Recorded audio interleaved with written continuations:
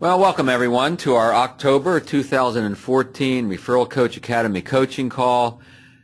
The only people on the line are folks who are enrolled in the Referral Coach Academy. Some of you have enrolled on your own, paying out of your own pocket. Some of you are part of other groups who have perhaps your general agent, general manager, managing partner, you name it, has paid for this program. Either way, you're here because you want to get better at referrals. Let me give you just a sense of the format here if you weren't on our last call.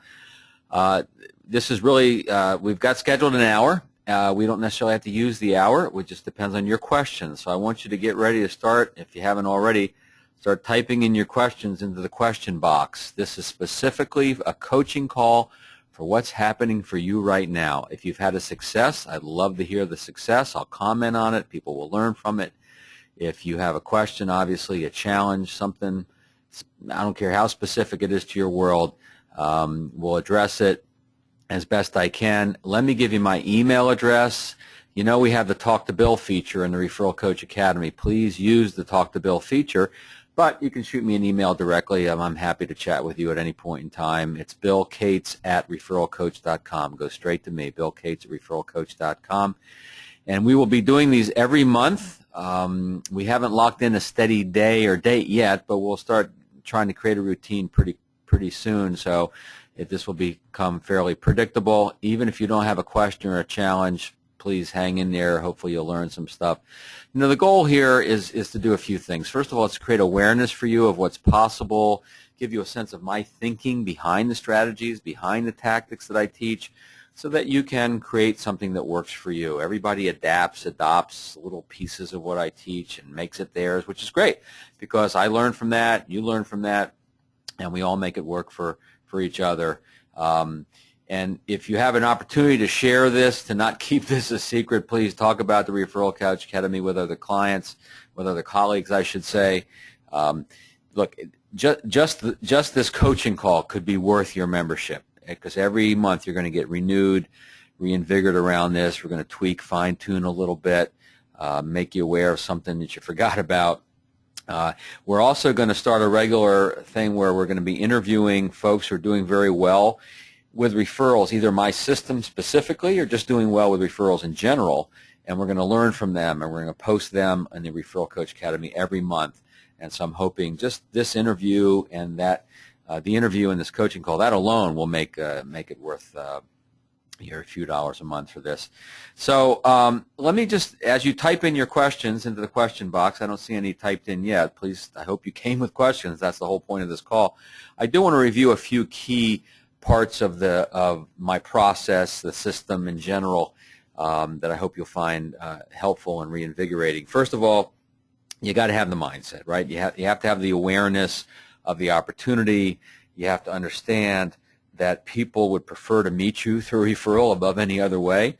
So we need to make sure that we make a decision, make a commitment to build our business based on the path of least resistance to us, which is that recommendation from someone else they already trust. Now, we use the word referrals a lot, but if you've been through the courses, you know that even though we use the word referrals, what we're really talking about is introductions, right? Getting connected, getting introduced.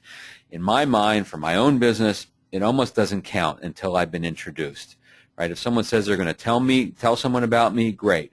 But I want to find out if I can be appropriately proactive, right? How can you connect me to that person?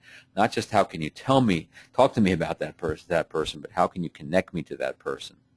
We have to address the issue of referability. Are you referable? Now, there's a chapter in the first course on referability. We're actually working on some new courses.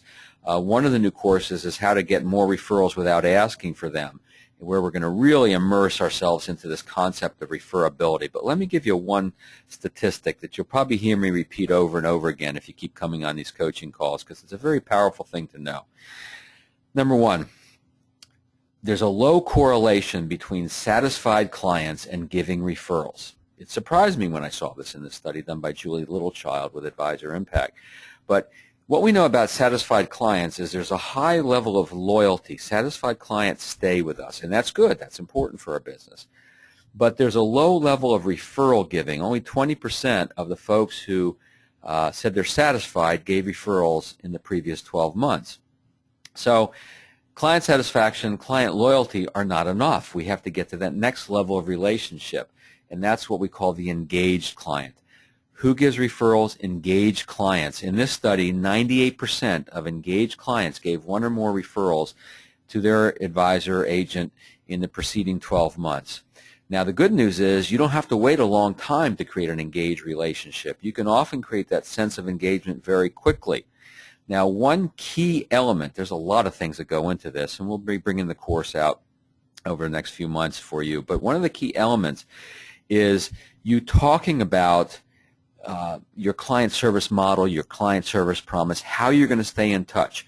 When you're with a brand new prospect and you start to talk about, should we work together, here's what it will look like, here's how we'll stay in touch, we'll have an annual review, or it could be quarterly review, or whatever fits you and them, and we'll get together and we have a social event, once a year, twice a year, we'll break bread at some point, we have this golf outing, we have this electronic newsletter you'll be getting.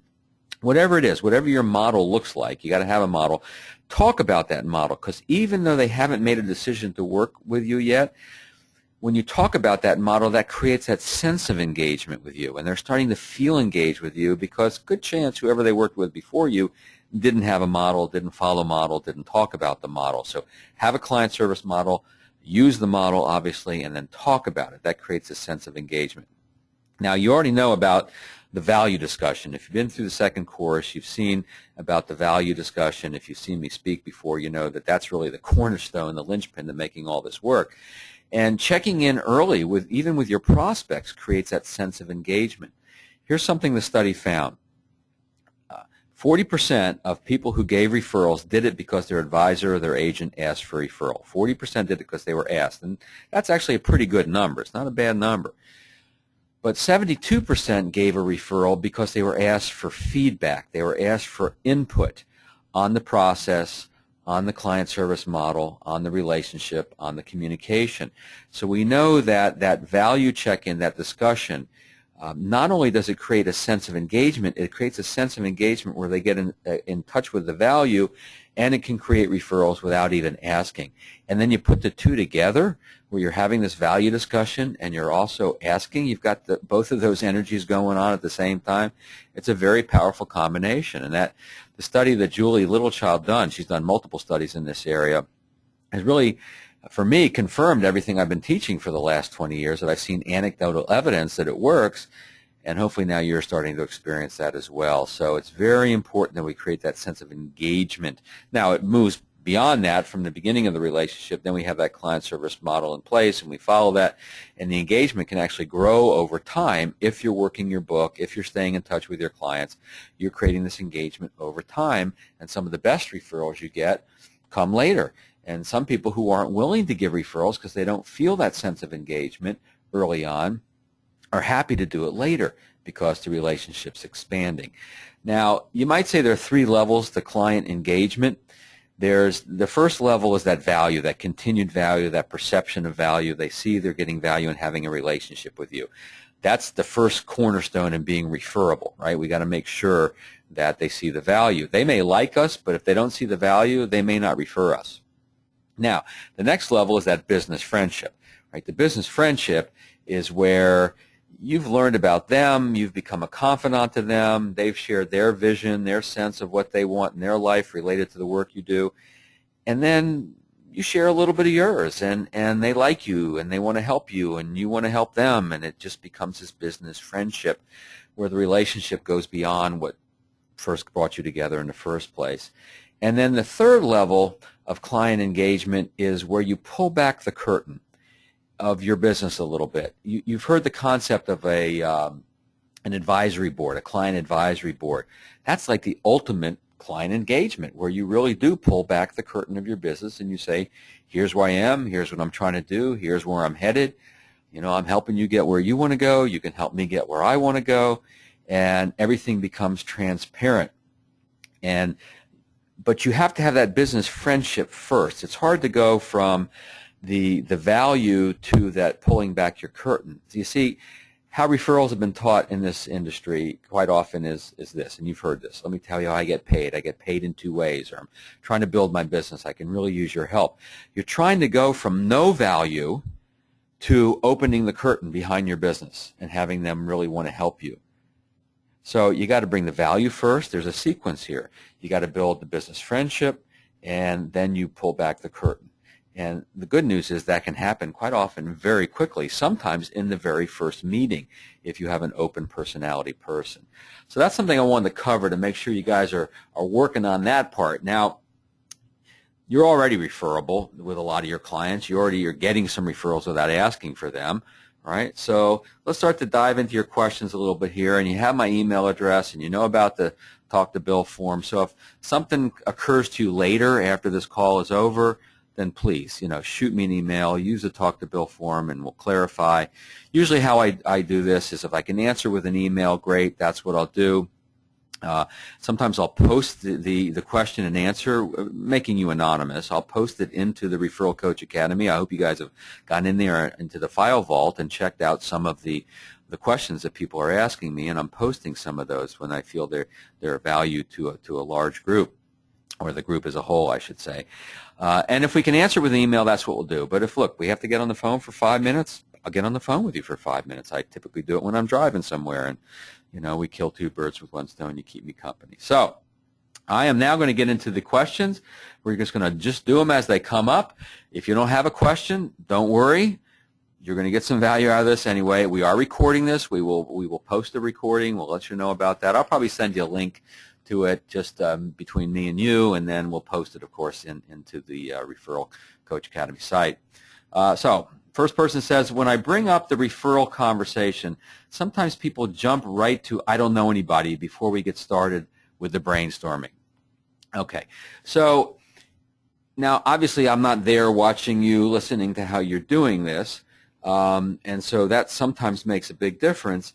But if someone jumps to that very quickly, then usually what they're saying is they're not ready yet. They're not comfortable with this.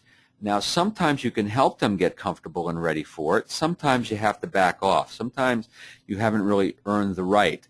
You may feel you've brought value, and probably have brought value, but they're not getting it yet, or they're just not, maybe they're very private. Look, people have their own relationship to referrals. Not everybody's going to do it. So obviously, what we want to do, and there's a couple of things that will help you with this. First of all, we make sure you're doing the value discussion. Excuse me. Make sure you are saying, let's put the market aside, put the economy aside. Let's talk about what we can control, our communication, anything not working, what's working. That's at a review meeting. If it's earlier in the relationship, we've talked about a lot of things here today. Can you tell me what you found most valuable, or what are 1 or 2 or the 3 are the most important things you think we've talked about? So we have that value check-in. And then we segue and say, great, I got an important question to ask you. I was hoping we can brainstorm a little, see if we can identify some folks that you think should be aware of what we do. And I've got a couple ideas I'd like to run by you, if that'd be okay. So if you say I have a couple of ideas to run by you, now there could be specific individuals that they've mentioned in that meeting or in previous meetings. It could be just categories of people who have things going on in their life that you can help them with. But if they still jump to I don't know anybody, or let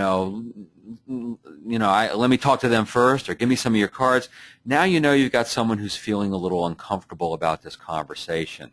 So you have to back up a little bit. You will eliminate the I don't know anybody objection with some folks by coming prepared, and letting them know you've come prepared. I've got a few ideas I'd like to run by you. Would that be okay? And some people say, well, sure, what do you have in mind? Other people say, if they say I don't know anybody, now they're saying I'm not comfortable with this. So what's the next step? The next step is to find out why they're not comfortable in a way that doesn't feel threatening to them, that doesn't make it look like you're going to try to convince them of something they don't want to do, right? If you've been through the section on objections, you know that the first step in handling any objection is to acknowledge, affirm it, validate it, if you will, and then to explore it, then to understand it. So if someone says, I'm saying I was wondering we could, brainstorm. I got a few ideas. I don't know anybody. Okay, I appreciate that. I do have a few ideas, but it sounds like you just may not be comfortable with this kind of conversation, with the possibility of introducing me to some folks. Is that what I'm hearing? Well, yeah, actually, that's true. Oh, and that's fine. Everybody has their own, feelings around this. Can you tell me more? Have you had a bad experience? Tell me what's going on for you, right? Tell me more. I'm curious. Tell me more. I'm exploring. I'm learning. Now, look, sometimes they'll have a mistaken assumption, and you can reframe their thinking. Sometimes they're concerned how their friend's going to react, and you have to remind them of how you contacted them and what it looked like, and they go, oh, yeah, okay, I realize you're fine. Right, well, what do you have in mind? So sometimes you can reframe their thinking.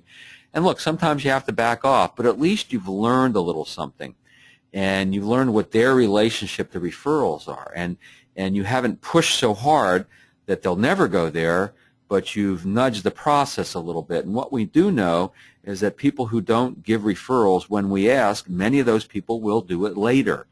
And I'm sure most people on this call have experienced that. And so we know that the worst case scenario that happens when you ask and don't get is, they'll do it later, right? So I hope that helps a little bit with that. Let me X that one out of the system, and we'll find another one. So if you have asked for referrals without using your system, is there a transition to do it again with your system? That's a good question. Yeah, there is. And whenever we go back to someone and ask them for referrals, if we've done it in the past, we always have to acknowledge what's happened in the past. So let's say they did give us referrals, whatever system, whatever process you use. When you go back, a month later, 6 months later, a year later, you say, look, George, we got together a year ago. I brought up the idea of, who else we could help with this important work, and you introduced me a couple folks. I appreciate that. I've got a couple other ideas I'd like to run by you. Would that be okay? So we're not being a robot, right? We're acknowledging what's happened in the past. They need that. They need to know. They need us to remember, so they don't feel like we're just forgetting about it, right? Now, if let's say they weren't comfortable, about a year ago when we first got together, I brought the idea of, introducing me to a few people that you think should at least deserve to be educated in this process the way you have been. And you didn't feel comfortable at the time, and I understand. We were just getting to know each other. Now that we've been in touch a little more and you've seen some more value of what we do, I have a couple of ideas I'd like to run by you if you'd be open to that. Right? So we're acknowledging what happened in the past. Do the value discussion, right? Maybe you didn't do the value discussion before, so you always want to start with a value discussion. And I want to also address this concept of brainstorming. It's a very powerful concept because when we're brainstorming, there's no pressure. We're just examining, thinking through this, right? But look, sometimes you don't have time to do the brainstorm, or sometimes if you're just getting started with this, you're just not quite ready to open it up like that. Well, that's fine. Come with one or two specific people you'd like to get introduced to and say, George, I'm glad you're seeing the value in what we're doing. I was thinking a little bit about a couple people you mentioned last time we got together. I was thinking of your Uncle Ernie, and I was thinking of your sister and brother-in-law. Can we talk about that and see if we can craft an approach that would feel comfortable for you to introduce me to them? Right? Now, we're not brainstorming, really. We've got a couple of specific introductions we're looking for. So I love the brainstorming. Sometimes it creates a lot of referrals. And I also know there are ways to adjust this system to make it fit you and fit the scenario and fit the time frame. So for instance, if you're on the phone, you don't have a lot of time, you can still ask for a specific, very pointed introduction to a specific person. You might not have time for the brainstorm, but you probably have time to ask for an introduction to one very specific person. Oh, we got a lot of questions coming. This is great. All right, so what is a good transition to move from qualifying somebody to get their direct contact information? Good. So, yeah, when you have, let's say you have a client that's willing to refer you to someone, right? Their friend George. And so you want to talk about, why'd you think of George if you didn't suggest George? What made you think of George? And why do you think he should at least be open to talking to me? And the value discussion informs that. You mentioned this a few minutes ago. Do you think he would find that valuable too? Oh, yeah, probably. Good. One question you want to ask, if you haven't gotten to this part of the training yet, but if you have, you'll know what's going on in his life that's most important to him right now, right? His life, their life, their world, their business, whatever fits your situation, what's going on in their world, their business is important to them right now, and you'll find out. And so you'll learn about that. That's helping you craft a better introduction. I do recommend, generally speaking, you want to qualify. I mean, it depends on where you are in this business. If you're first getting started, if they fog a mirror, they're breathing, you want to talk to them, fine. You need the activity, you need to practice, you need to create some sales, that's fine. But some people really do want to qualify more heavily. So you say, look, let's talk about your friend George. I know I'm not the right advisor for everybody. I know my process doesn't fit every situation. Let's talk about his situation just a little. I know you may not know the specifics, but let's get a sense. Let's see if it makes sense for him and for me to get together to at least talk. So, we're doing it from a client or a prospect-centered approach. Let's make sure it's a good use of George's time as well as my time. So we're always in that qualifying mode. Now, I really don't recommend going for the contact information, the phone number or the email address or whatever, until you've talked about the introduction, right? So you're going to shoot an email to him, you're going to CC me, and good. Would you mind giving me his phone number? I mean, I'm going to respond with an email, and I know sometimes some people respond, some won't. I may want to follow up with a phone call. Would you okay with that? Well, okay. So, but don't try to collect the contact information until you've discussed the introduction, because once they feel comfortable with the introduction, then the contact information becomes pretty much a no-brainer. The mistake a lot of people make is they go for the contact information too quickly. Oh, your friend George, great. What's his phone number? No, that's too soon, right? They need this to feel safe before they're going to give you that contact information. Some people have had bad experiences around this. You may recall from the Referral Coach Academy courses, we want the introduction to be safe and effective. It has to feel safe to them, and of course we want it to be effective for us. Hope that helps a little bit. All right. I think I already covered that one. Let me see if I can X this out. All right. What strategy can I use with a potential client who I have met a few times, whose father wants her to stay with and use his advisor? So it's a potential client. All right. So I guess you have to talk about you have to examine their relationship with that advisor.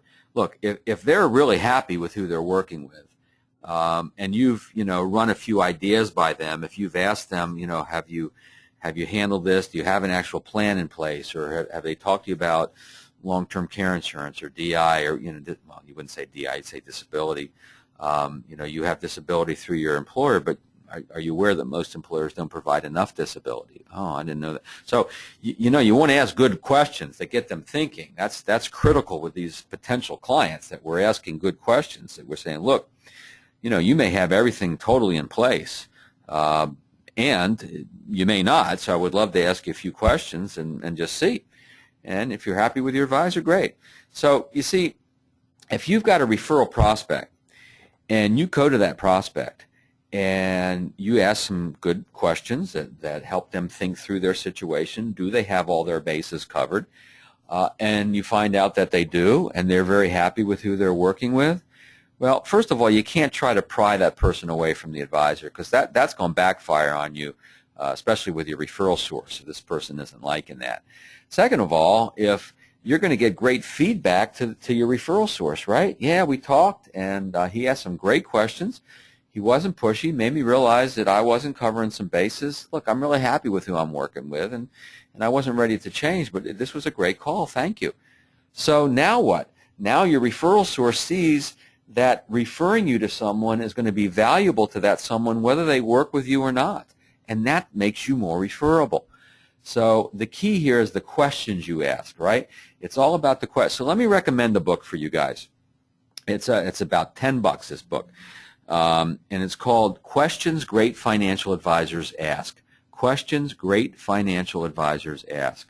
I'm going to write it into this. Let's see if this makes sense. Questions Great Financial Advisors, and it's by Parisse, Parisse, and Richmond. I believe I'm spelling Parisse correctly.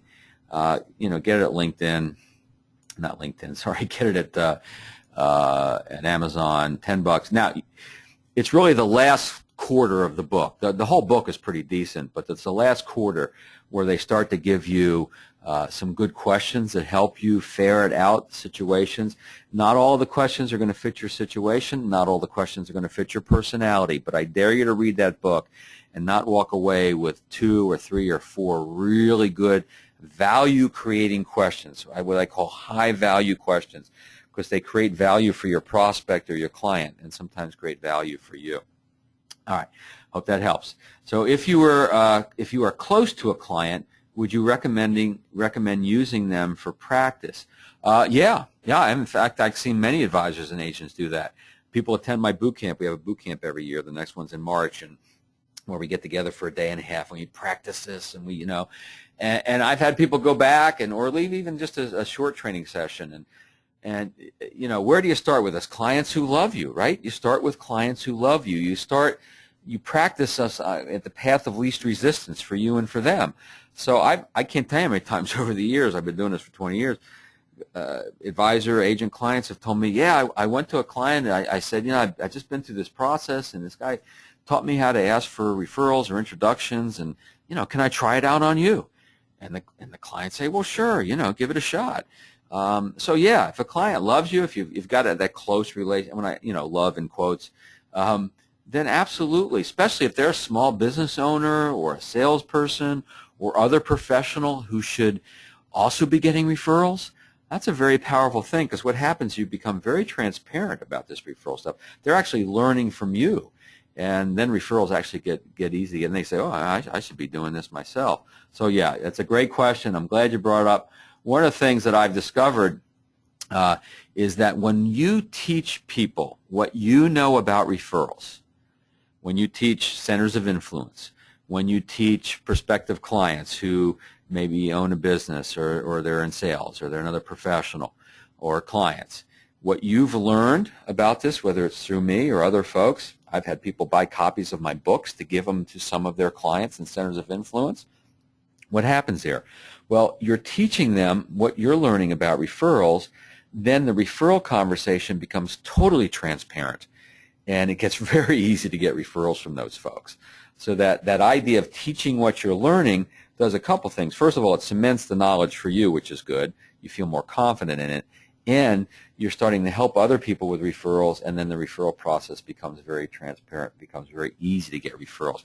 That's all the questions that have come in so far, but don't leave me. I'm going to see if anybody's raised their hand, because some people know about that function. Nobody's raised their hand. All right, so I'm going to cover one more thing, and then we'll see if any other questions come in. And if not, I still hope you've found this to be helpful.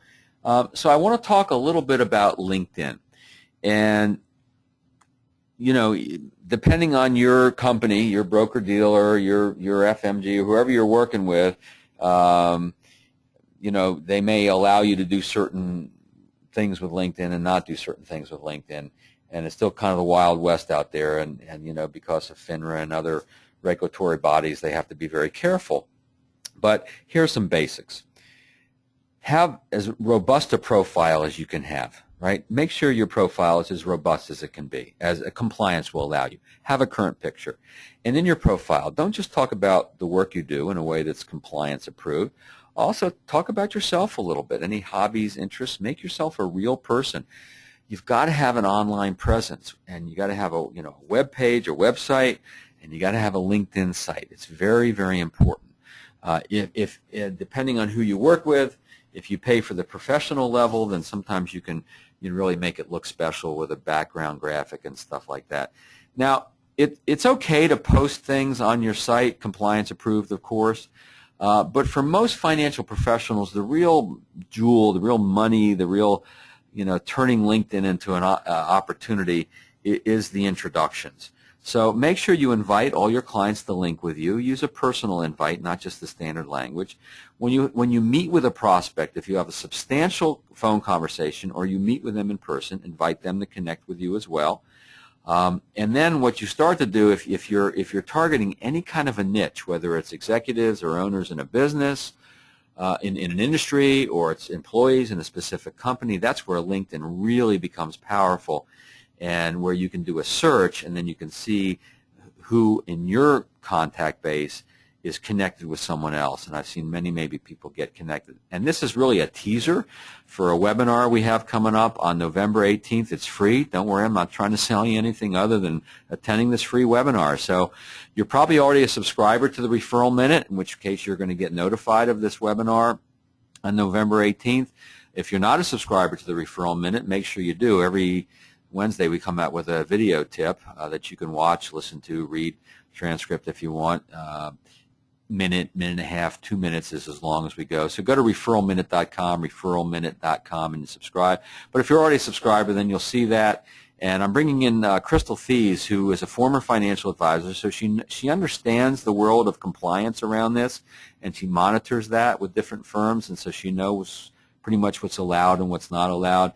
And together, we're going to work together on this webinar to talk about how to turn referrals into actual introductions, how to use LinkedIn to make that happen.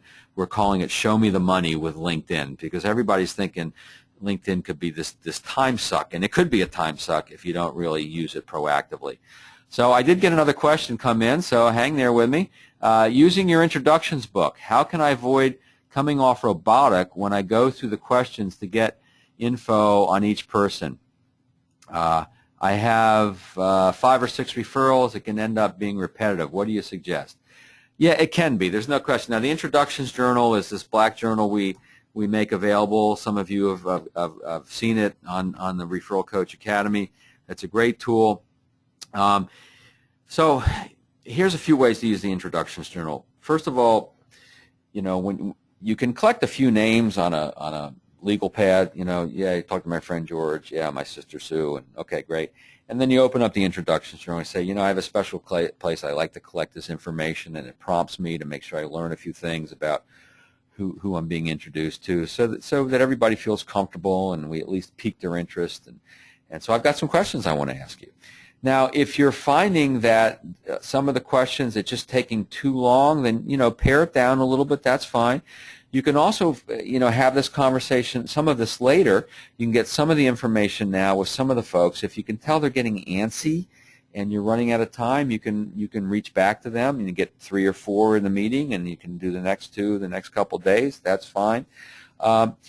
The one way to make it feel not robotic is to have a little fun around this, right? Make it personal. Learn about this person they're introducing you to and how they know them and what they like or admire about them. Usually if you're asking that question, tell me something you like or admire, respect about them. They have fun with us. I've seen people have a lot of fun. So the first person you say, what do you like or admire about George? And they'll tell you. And the second person, tell me something you like or admire about Laura. And then when they start to tell you the third person, they'll volunteer what they like, admire about them.